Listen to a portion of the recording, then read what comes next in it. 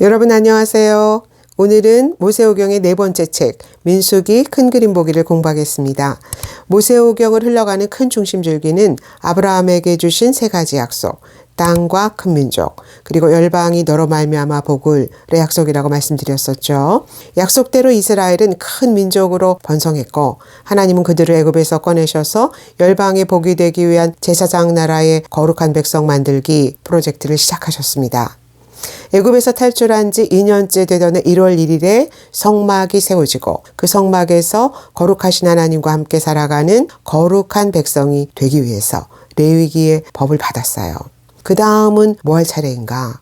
이제 전열을 가다듬고 약속의 땅을 향해서 진군해야죠.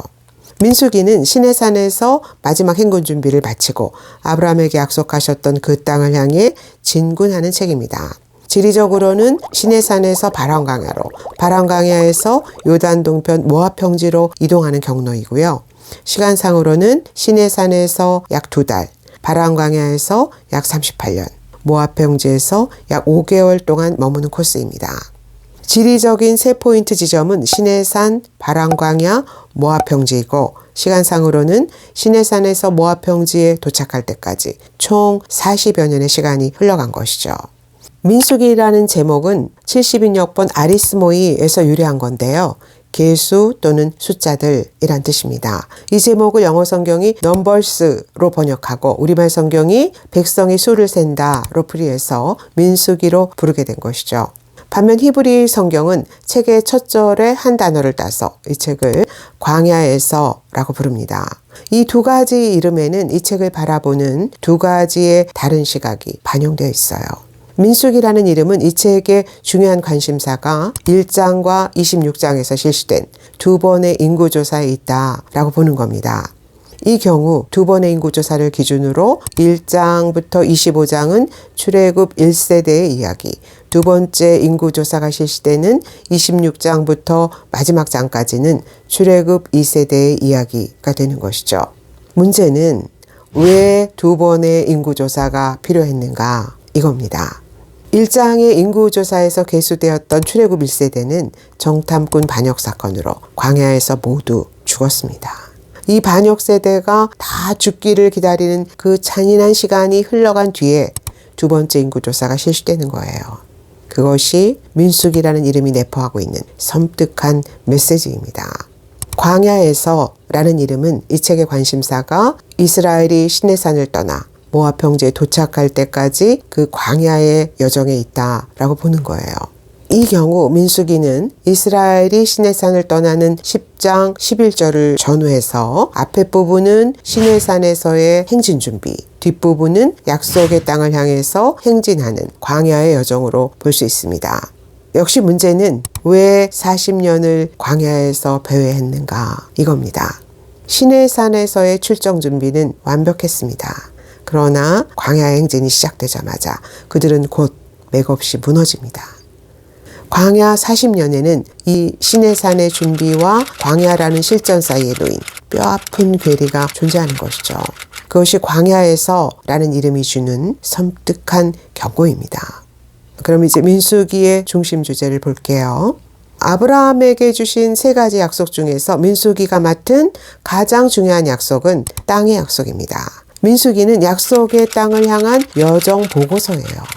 그 땅으로 가기 위해 민수기가 마지막으로 준비한 것은 뭔가? 그렇게 완벽하게 준비했는데 왜 약속의 성취가 그렇게 오래 지연되었나? 그들은 왜 40년이나 광야를 배회해야 했는가? 어쩌다가 하나님이 약속하신 땅을 의심하게 되었나? 하나님은 그 땅을 포기한 백성들을 어떻게 하실 것인가? 이런 질문들에 대해서 대답하는 책이 민수기입니다. 여러분, 땅이라는 주제가 왜 그렇게 중요할까요? 그 땅은 이스라엘이 그냥 살러 들어가는 땅이 아니에요. 그 땅은 하나님이 음란문화의 심장부에 깃발을 꽂고 여기는 내 나라다를 선포하시는 땅입니다. 자기 백성 가운데 거하시기 위해서 구별하신 땅이고 모든 열방을 축복하시기 위해서 전초기지로 사용하실 하나님 나라의 거룩한 영토예요. 그래서 이스라엘은 그 땅을 더럽히면 안 됩니다. 그 땅을 더럽히는 순간 그들도 가나안과 똑같은 운명이 되는 거예요. 그래서 레위기에서 거룩한 백성 되기 훈련을 그렇게 집중적으로 받은 겁니다. 민수기를 흘러가는 두 번째 중심 주제는 신실하지 못한 백성과 신실하신 하나님의 은혜입니다. 민수기 전체에는 백성의 불신앙과 불순종, 그럼에도 불구하고 자기 백성을 위해 일하시는 하나님의 신실하신 은혜가 공존하면서 흘러갑니다. 시내산에서 모압 평지까지 가는 동안 7번의 반역 사건이 발생하는데요. 그중 절정 사건이 바로 정탐꾼 반역 사건이에요.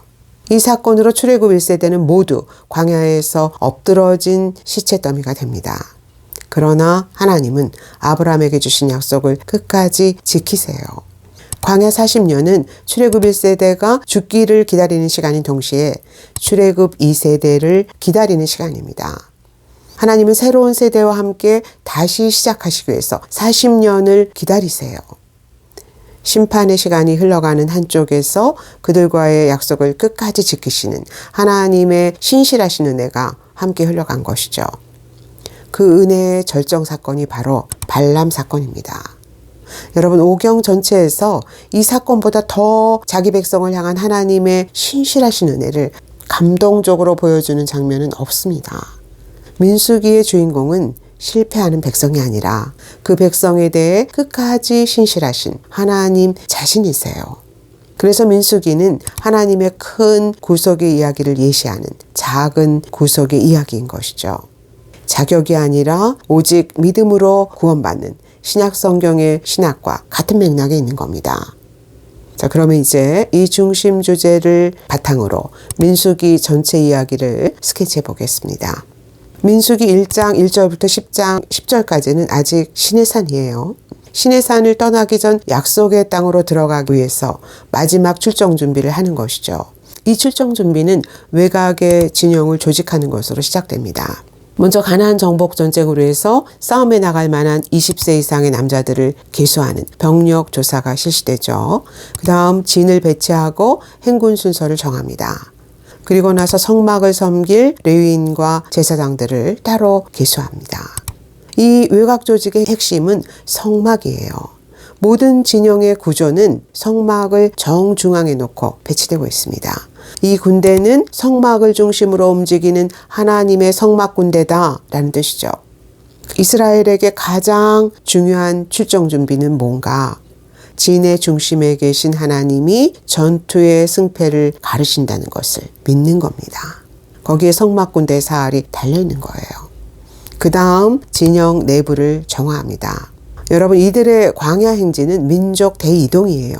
당연히 온갖 종류의 일상의 삶을 동반하는 일이죠. 그래서 행진 중에 부정해진 사람, 죄를 지은 사람, 간통을 범한 아내 등의 문제를 어떻게 처리할 건지 진영의 내부를 성결하게 유지하기 위해서 규례들을 주시는 겁니다. 그 다음 12일 동안 제단에 뿌려진 엄청난 양의 희생제사를 통해서 성막이 정화되고 레위인들을 정결하게 하는 예식이 거행됩니다. 마지막으로 유월절을 지키고 나팔 신호를 정하는 것으로 성막 군대의 출정 준비가 완벽하게 끝납니다. 그리고 출애굽 2년 2월 20일에 드디어 출정의 나팔 소리가 장엄하게 울려 퍼지고 약속의 땅으로의 행군이 시작됩니다. 그러나 하나님과 이스라엘이 완벽하게 호흡을 맞췄던 10장의 이야기는 여기서 끝납니다. 위풍당당했던 성막 군대의 행진은 광야로 들어서자마자 곧 어이없이 무너집니다. 여러분, 그들은 적의 공격으로 무너진 게 아니에요. 불평과 불만, 불신앙으로 무너진 겁니다. 고기를 못 먹어서 기운이 없다고 울고 애굽에서 얻어먹었던 생선과 오이, 부추를 그리워하면서 하나님이 주시는 만나를 하찮은 음식으로 경멸하고 있어요. 그러다가 결국 돌이킬 수 없는 반역의 절정사건이 터지는 것이죠. 여러분, 정탐꾼 사건은 지금까지의 불평과 원망 사건과는 차원이 다른 사건입니다. 이 사건의 본질은 하나님과의 언약관계 자체를 파괴하는 반역이고 배교예요. 그들은 열 정탐꾼의 부정적인 보고를 받자마자 순식간에 집단적인 패닉 상태에 빠져서 밤새 통곡하면서 애굽으로 돌아가자고 반란을 일으키고 있습니다. 약속의 땅도 제사장 나라도 다 필요 없다. 아브라함에게 주신 약속, 출애굽 사건, 시내산에서 맺은 언약 다 무효다. 지금이라도 애굽으로 돌아가서 고깃가마에서 떨어지는 부스럭이라도 얻어먹으면서 속 편하게 살자. 이러고 있는 겁니다. 지금까지의 모든 은혜를 거부하고 성막군대의 중앙에 계신 하나님을 멸시하고 모독하면서 제사장 나라 사명의 전면 포기를 선언하는 것입니다. 그래서 언제나 우리가 누구인가가 정확하게 드러나는 장소는 시내산이 아니라 광야인 것이죠. 준비는 완벽했으나 실전에서 곧 무너진 사람들. 예배는 잘 드렸으나 척박한 삶의 현장으로 들어서자마자 곧 궤도를 잃어버린 이 사람들의 이야기가 남의 얘기가 아닌 겁니다. 이 사건으로 여호수아와 갈렙을 제외한 출애굽 1세대는 모두 약속의 땅 밖을 배회하면서 의미 없는 삶을 살다가 광야에 엎드려진 시체가 됩니다. 그것이 광야 40년의 비밀이에요. 그러나 하나님은 아브라함에게 주신 약속을 잊지 않으세요. 하나님은 역사의 전면에 등장한 새 세대와 함께 다시 약속의 땅으로 행진을 시작하시고 이스라엘은 우여곡절을 거치면서 가까스로 요단 동편 모압 평지에 도착합니다. 거기서 발람 사건이 일어나는 것이죠. 민수기는 이 사건의 석장에 달하는 아주 파격적인 분량을 할애합니다. 매우 중요한 사건이다 라는 뜻이죠.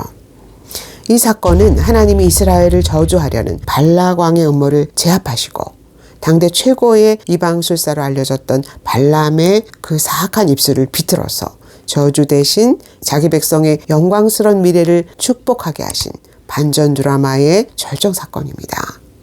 이 저주 전문가의 입술을 통해 선포되는 네 편의 시는요, 하나님이 자기 백성에게 바치시는 성경에서 가장 아름다운 용서의 노래이고 가장 감동적인 약속과 축복의 노래입니다. 지금까지의 모든 죄와 허물을 용서하시고 상처투성이인 자기 백성을 다시 일으키시는 세상에서 가장 아름다운 노래인 것이죠. 정탐꾼 사건이 반역의 절정사건이라면 발람 사건은 백성의 반역도, 사단의 음모도, 하나님의 신실하신 은혜와 사랑을 절대 이기지 못한다를 보여주는 절정사건입니다.